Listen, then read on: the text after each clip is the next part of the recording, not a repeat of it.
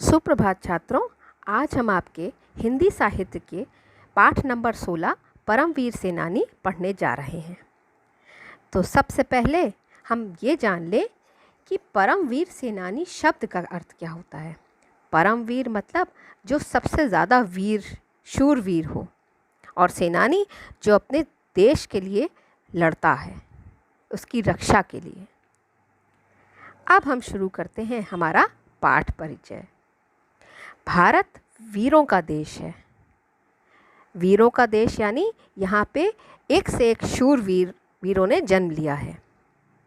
यहाँ पर अनेक ऐसे वीर सेनानी हुए हैं जिन्होंने देश के लिए प्राणों का बलिदान दिया है। अब सबसे पहले मन में आता है कि ये बलिदान का क्या अर्थ होता है। यहाँ बलिदान शब्द का अर्थ है अपने प्राणों की आहुति देना। किसी भी कारण से, चाहे वह हमारे देश की अस्मिता का प्रश्न हो, चाहे हमारे अस्तित्व का प्रश्न हो, जब हम किसी चीज़ को बहुत ज़्यादा प्यार करते हैं, उसके लिए कुछ भी कर सकते हैं। तो और जब हम अपने प्राण उस चीज़ के लिए या उस व्यक्ति के लिए निछावर करते हैं तो उसको कहते हैं बलिदान। यह पाठ हमें वीर योद्धा अब्दुल हमीद के बलिदान की कहानी सुना रहा है, जिसने अपनी जान गंवाकर दुश्मनों के टैंकों का सामना किया था। बच्चों, यह मूल कहानी जो हमारी है, इसके कुल पात्रों से पहले हम अपना परिचय कर लें। हमारा जो मुख्य पात्र है वह है अब्दुल हमीद। जो हमारे दूसरे पात्र हैं वह है अब्दुल हमीद के माता पिता, अब्दुल हमीद की पत्नी, कलवा जो अब्दुल हमीद का मित्र था, और कलवा की माँ। आज की हमारी कहानी शुरू होती है पूर्वी उत्तर प्रदेश के एक छोटे से गांव से।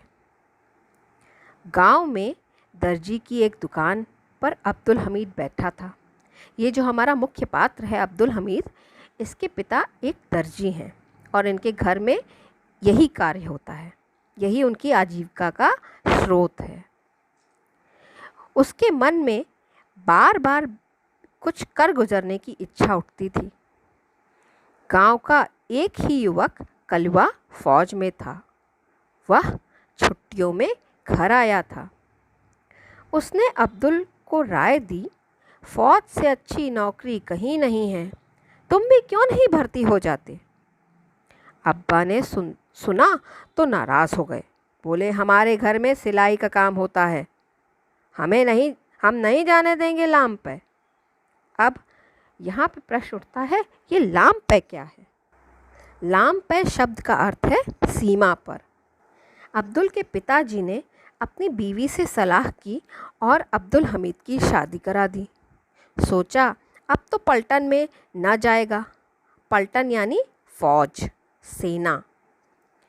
अब्दुल हमीद की बीवी रसूलन भले स्वभाव की थी।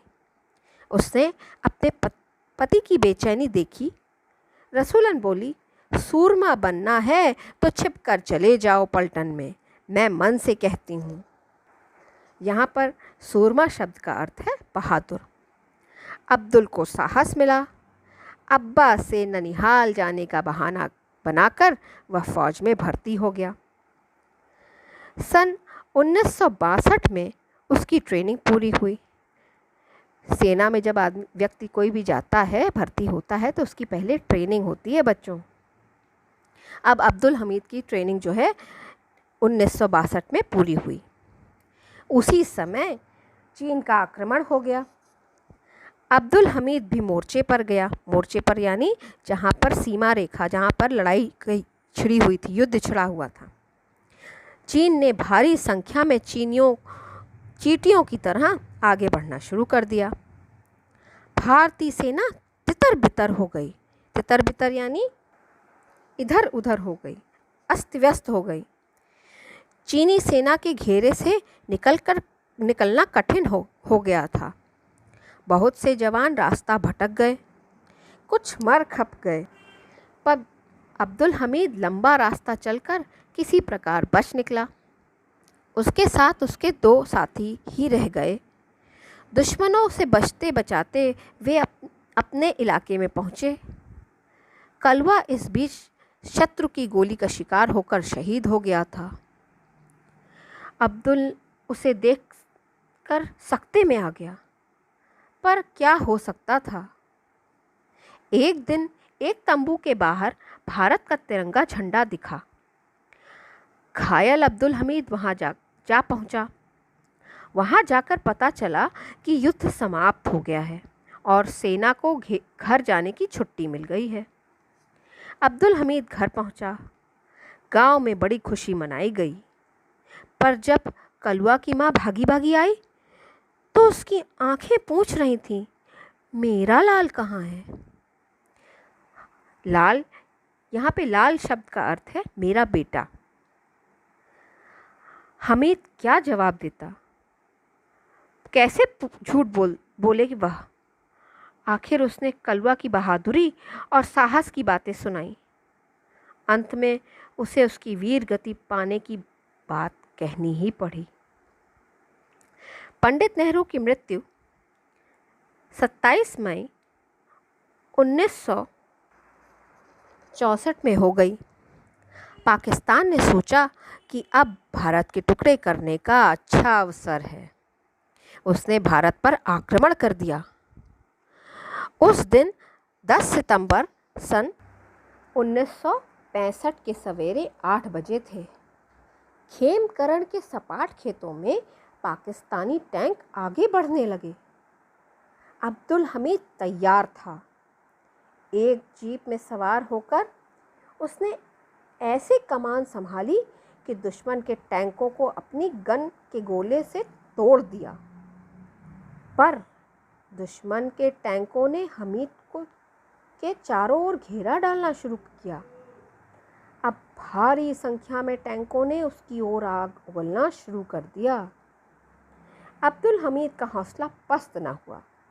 उसकी जीप आगे बढ़ती रही।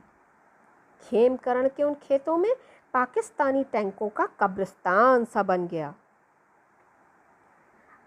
अकेला हवलदार अपनी गन से दुश्मनों के टैंकों को मारता गिराता चलता रहा। 2 टैंकों को आग लगाकर उसने तीसरे टैंक पर गोलियों की बौछार की। उसी समय उसकी जीप एक जलते टैंक से टकरा गई। अब्दुल हमीद के हौसलों के कारण दुश्मन को मुंह की खाकर पीछे भागना पड़ा। यहाँ पर मुंह की खाना मतलब हार जाना। शत्रु सेना वहाँ से 9-2-11 हो गई। 9-2-11 मतलब यह एक मुहावरा है। इसका मतलब होता है भाग जाना। पर बहादुर अब्दुल हमीद भयानक रूप से घायल हो गया। उसका सारा शरीर आग से झुलस गया और वह वहीं शहीद हो गया। किसी कवि ने उचित लिखा है, मिटता है भगत जो अपने देश पर, तो टीपू भी मिटा है और हमीद भी है। देश जिंदा क्योंकि देश सबका है, ना होती वरना जीने की उम्मीद भी। घर पर रसूलन, उसके 2 लड़के और 1 लड़की को अब्दुल हमीद के शहीद होने की खबर मिली।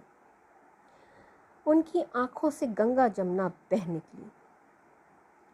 बूढ़े माँ बाप की तो बात ही क्या, पर उनसे अपने कर्तव्य से वीर सैनिकों का मस्तक ऊंचा कर।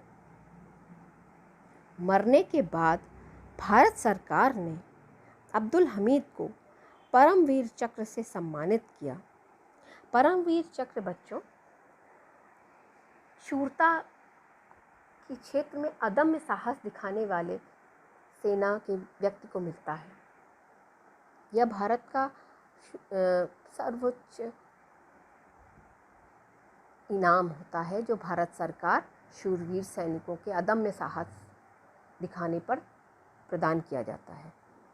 यह पुरस्कार अब्दुल हमीद को मरणोपरांत मिला। इस पाठ में अब हम यहीं समाप्त करते हैं।